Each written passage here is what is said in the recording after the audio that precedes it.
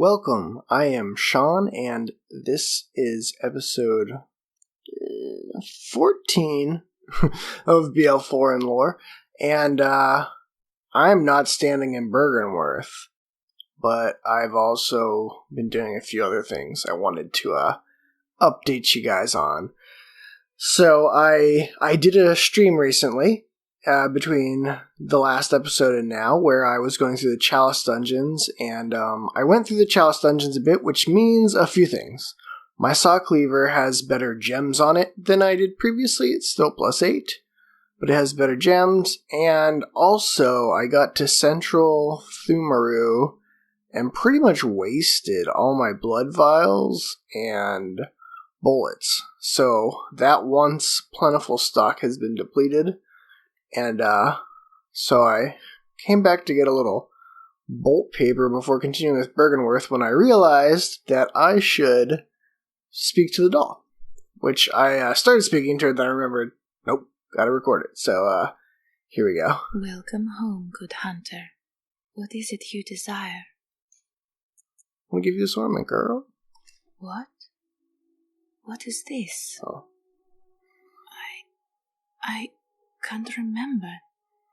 Not a thing, only I feel a yearning, something I never felt before. What's happening to me?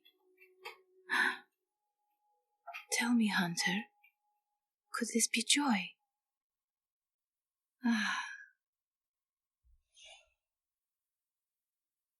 Welcome home, good hunter. What is it you desire?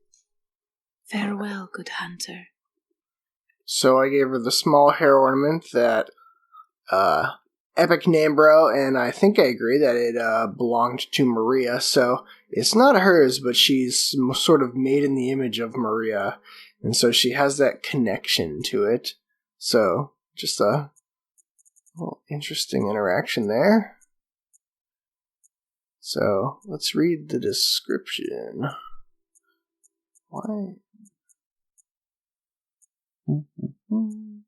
Yeah, well, wait, here we go. Alright. That's the one I'm looking for. Hello? Oh, wait. I'm getting ahead of myself, aren't I? Let's see. Silver Shining Tearstone.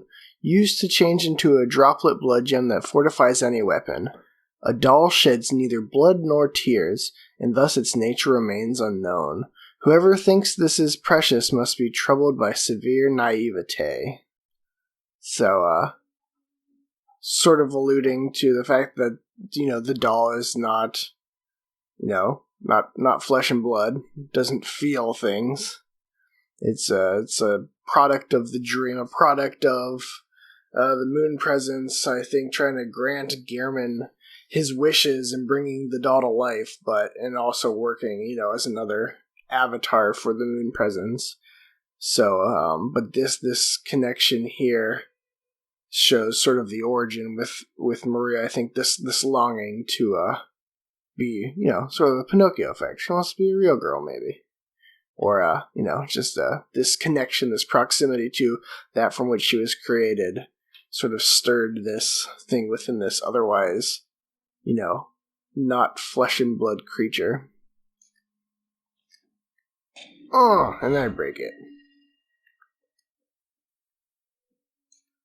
Let's check that out. So I can show you. So let's see. I got plus 13%, plus 10.5 with little up physical, then I still got that shitty one up here. But, I'm still gonna keep that. But, yeah. So, got that as well. So there we go. And with that, let's get back to Byrgenwerth.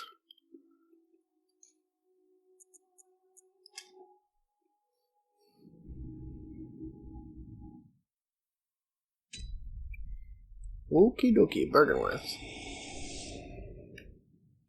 Byrgenwerth, this place we've come to find all the answers. This is where it all began, as Alfred says. And So, hoping for some big answers here.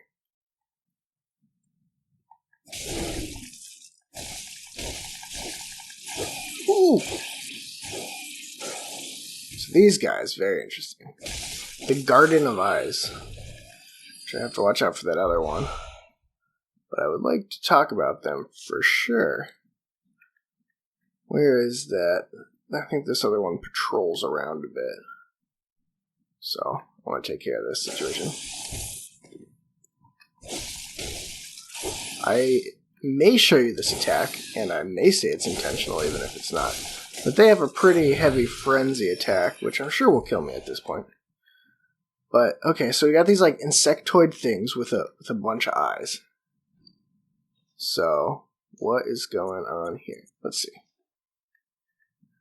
Okay, students, former students of Willem. The guide says that these Garden of Eyes, as they're called, were experiments.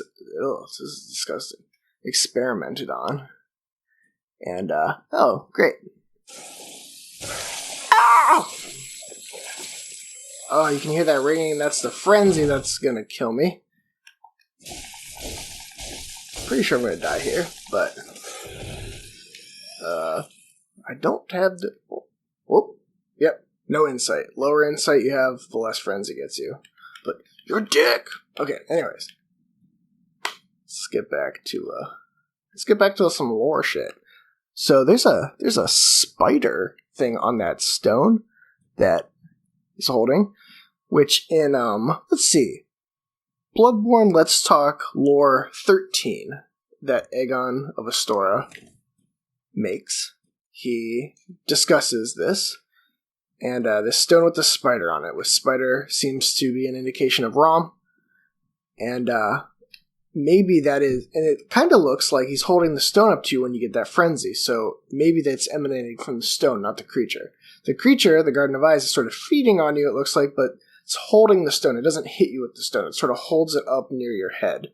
So, could be that frenzy, which is interesting. And so these Garden of Eyes, experiments of Willem. Another interesting thing to think about is that, so it's called a Garden of Eyes. So, sure, Willem was experimenting on them, but does their name indicate maybe, what do you do with a garden? You harvest what's in a garden. So was he harvesting their eyes for the purpose of doing rituals? Just to have this supply of eyes from his students? Well, super fucked up, but, I mean, it's possible.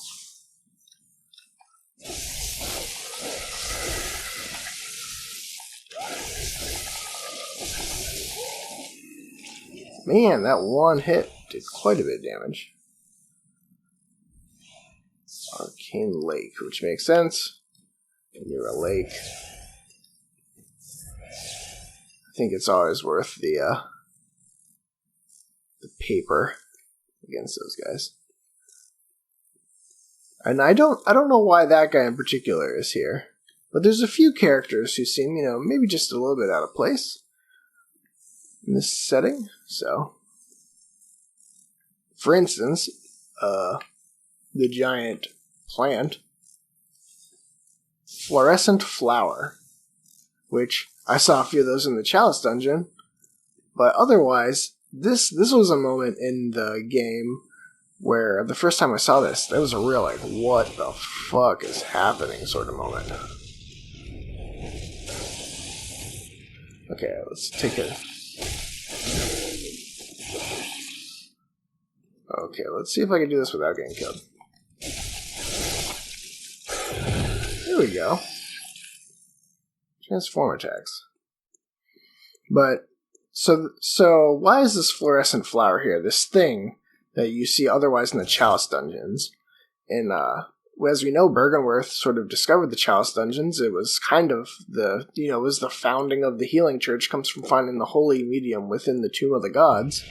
So, I think maybe this fluorescent flower just came from the Chalice dungeons, and they brought it back as a mascot, as also something that Aegon talks about in his Let's Talk Lore 13. Whoa, with Redgrave, it's I think Aegon does some really cool. He has a real academic approach, which I think is really a cool way to analyze these games. So So I don't know why it was doing so little damage, but shooting the stalk on their head, the flower part, does a lot of damage, and it's usually a good way to kill them, but it wasn't doing it there, I guess. Okay, should just open that shortcut, but let's go do a little running around now that we've collected things.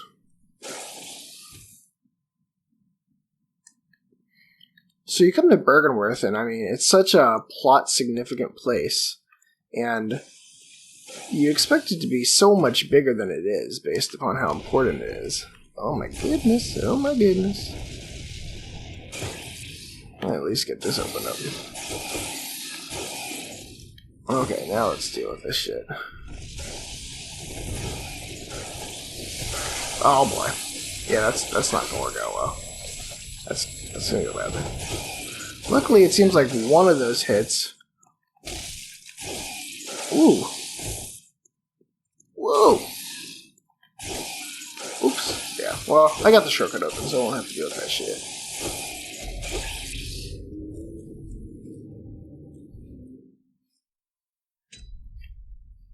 So as I was saying, you have Byrgenwerth, this really plot significant place, and it's pretty small. Given everything, it's tiny for the actual space, for the real estate it takes up in the game, and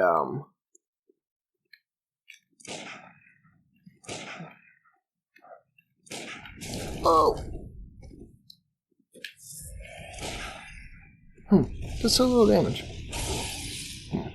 Oh.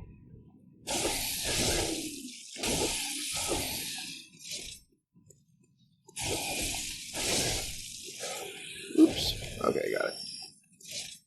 But it's this plot significant place that takes up small real estate. And I think one reason is, there's an item over here. I think one reason is actually that Byrgenwerth it's not all here. At least, fucking game.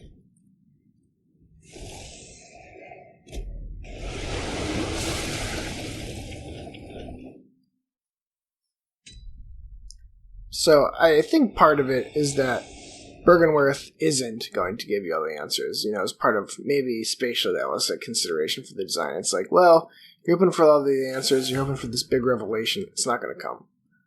But also, interesting is that I personally don't think that Byrgenwerth is all here. I think that it literally, part of Byrgenwerth is missing and that we go to it later. That's sort of verified by trophies, but it's hard to understand, if trophies are canonical. But either way, there is stuff later that sort of indicates that it may have once been part of Byrgenwerth, and I think that's another reason why this area is small, is because part of it is in the nightmare.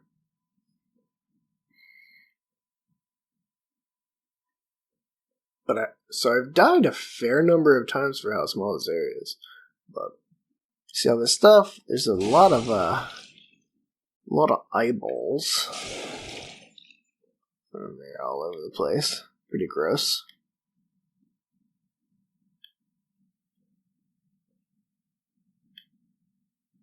This is Yuri the Last Scholar, who is part of the choir, and who I'm pretty positive is going to kill me. Well, may even kill me just right now. But yeah, so this is Yuri. Whoa!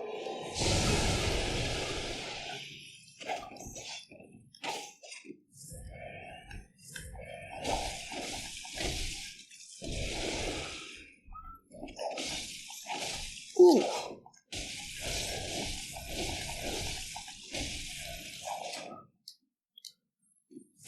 She has max stats, which is shitty. Holy moly, yeah, call from beyond.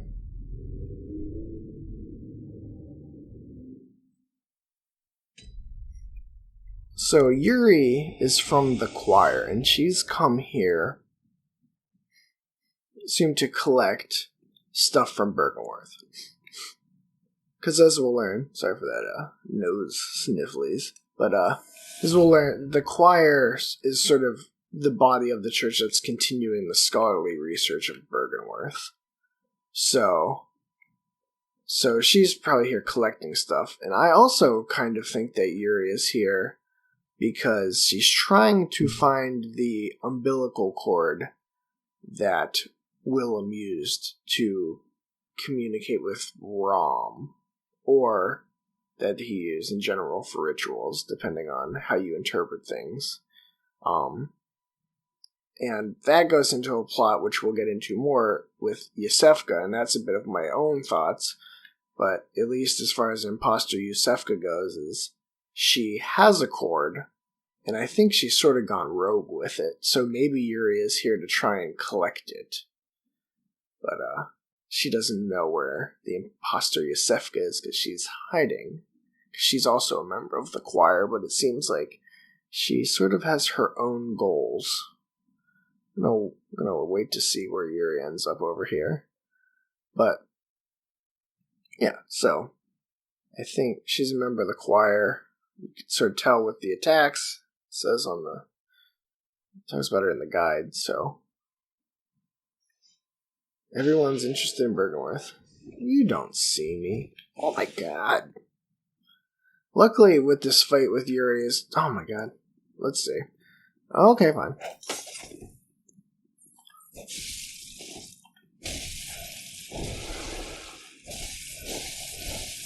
Why am I getting hit by?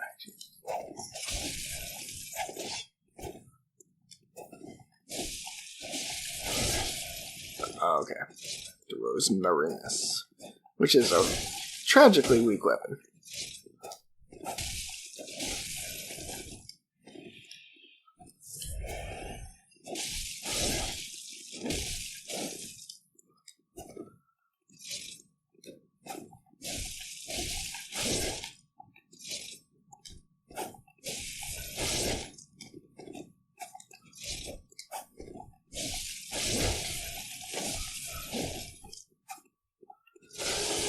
Wow, that's not going to make anything easier. Can't feel bad about that one. That's a good fight. Unfortunately, Garden of Dicks came in.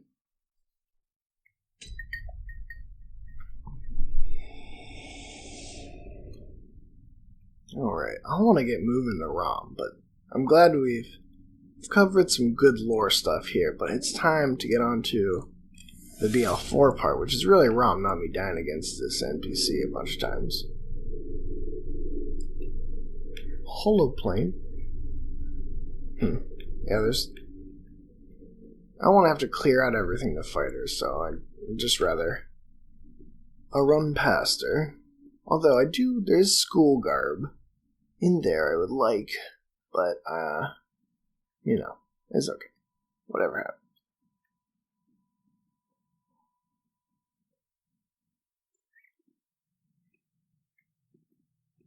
Comes down the stairs, typically. Let's see, do you think she sees me? Shh, be very quiet. Nope.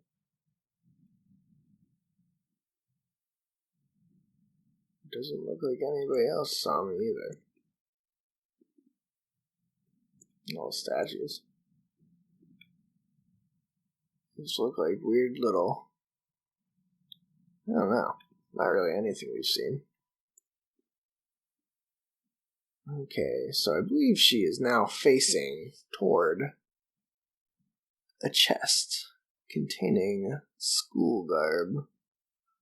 I'm just gonna sneak a peek on by here.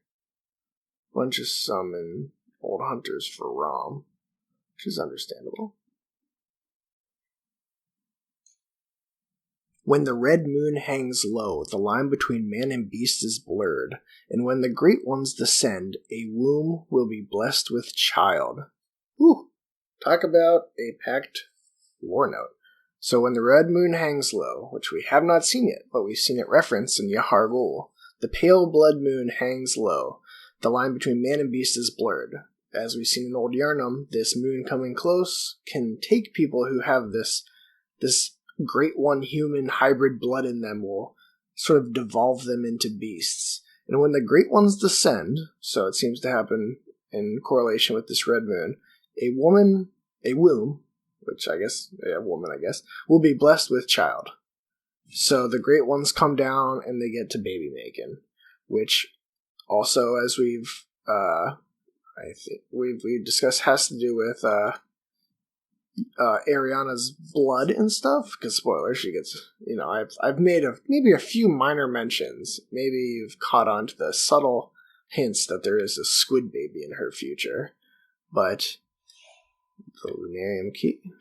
But so they're looking for babies, and they're looking for people with that blood. They're looking for someone with that blood to share communion, because they don't have, despite what pictures you may have seen on the internet, I don't think they have babies in the normal way. I think it's sort of an arcane process.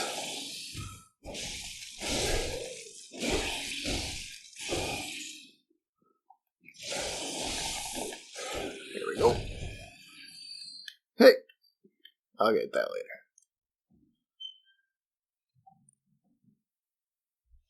Empty phantasm shell. So we're seeing a pearl slug, empty phantasm shell. So that's all some great one shit. It'll take a moment to read that, just for kicks and gigs. Alright. Let's see. Okay. So we got this empty phantasm shell. So that's a hunter's tool. I think maybe. Empty invertebrate shell that's said to be a familiar of a great one. The Healing Church has discovered a great variety of invertebrates, or phantasms, as they are called. Shells with slime still harbor arcane power and can be rubbed on weapons to imbue them with their strength. So that gives your weapon some arcane power. So these empty invertebrate shells are familiars of the Great One. Let's see. What else we got here?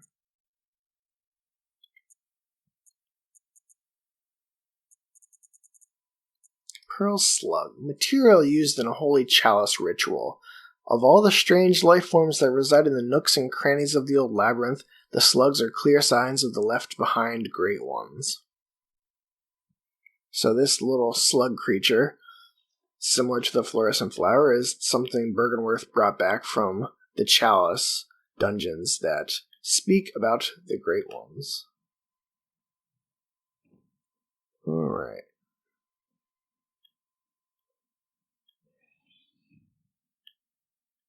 Someone's pissed off somewhere.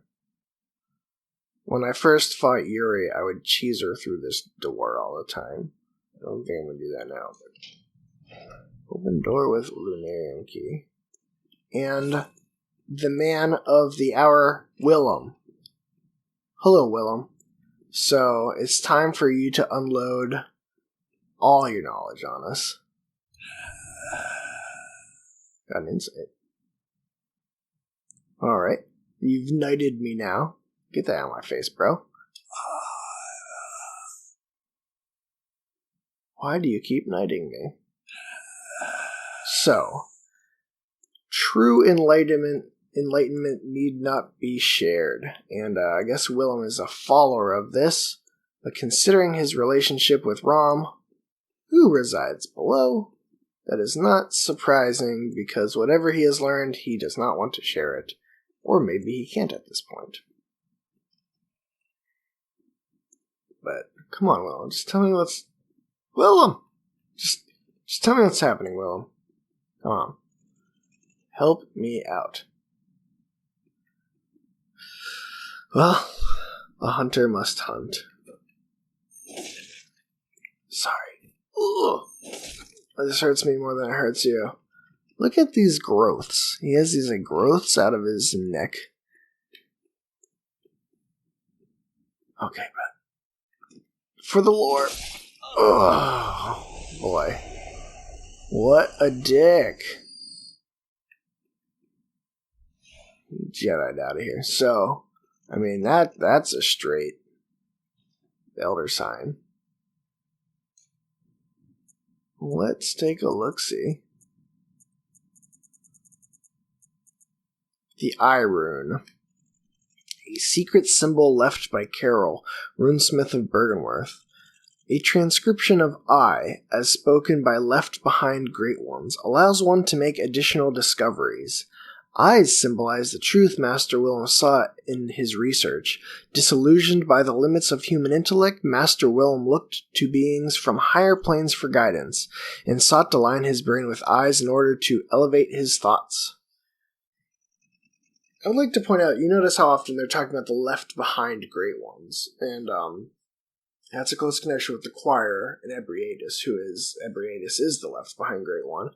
And when it comes down to figuring out Rom, I think it's important that there's so many references to left-behind Great Ones here. Because, well, I'll explain in a moment. So, this is, supposed to symbolize the truth. And he became disillusioned. He looked to higher planes, and he sought to line his brain with eyes. So how did he do that? How did he do that? I think he used, well, there's a few theories. One, of which I tend to lean toward, is that he used a third of umbilical cord that belonged to Rom, and that is how he found Rom, is by using that cord. And then he discovered the truth and went silent afterward, which led Byrgenwerth to take stranger routes in the future, which I think is also part of why Mensis ends up being a thing too. Because he goes silent, they think it's a bust, they think Rom has stolen their master, but in reality he's learned the truth and he doesn't want it shared, he doesn't want people to know. And so the one idea is that Rom is a Thumerian special child who, through this whole, as we said, the Great Ones descending, Rom became, through a child with Ebrietas. That Rom is sort of the child of Ebrietas, and that then later on when Master Willem got the umbilical cord that he met with Rom. So that's one idea. The other idea is that he had this cord, and he did these rituals, and that he actually took a student, as we know he did experiments from the Garden of Eyes on his students, and that maybe they're even failures, because maybe Rom is a student of Willem's, because as Mikolash says, he talks about cost, and he wants to grant us eyes as you once did for Rom. So, it's, sort of implies maybe a relationship there, that Mikolash knows of Rom in a way, and that Rom was once a student. So, in that case, Rom would be sort of the child of Kos. But I am inclined to believe that it is Ebrietas. But it is open-ended, so it's anybody's guess. And I'm going to leave this on a cliffhanger, because I'm going to get to Rom next time. I apologize if you were looking for that, but I don't think Rom is going to be a one and done. What am I doing? Jesus. I'm the worst at that, seriously. So, I don't think Rom's going to be a one and done, so I will jump into that next time. But I hope you enjoyed this pretty lore-packed episode, just because this is such an important place, so many things to talk about. But, yeah, we will continue on to Rom next time. Thanks for watching.